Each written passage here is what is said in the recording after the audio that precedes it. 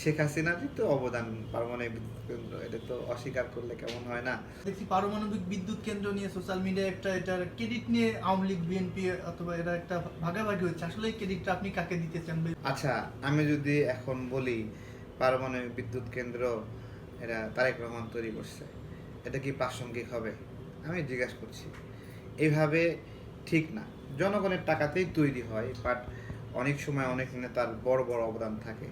ওই জন্য আমি নাম বললে অনেকে মাইন্ড করবে, এই জন্য বলছি যিনি এটা বানাইছেন তার জন্য দোয়া।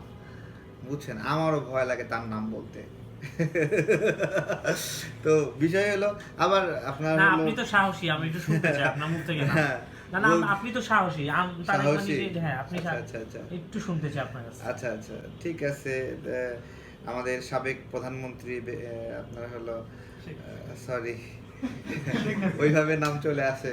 আসলে যাকে বেশি পছন্দ করে মানুষ তার নাম বারবার চলে আসে। শেখ হাসিনারই তো অবদান পারমাণবিক বিদ্যুৎ কেন্দ্র, এটা তো অস্বীকার করলে কেমন হয় না। এটা তো উচিত না এভাবে অস্বীকার করা।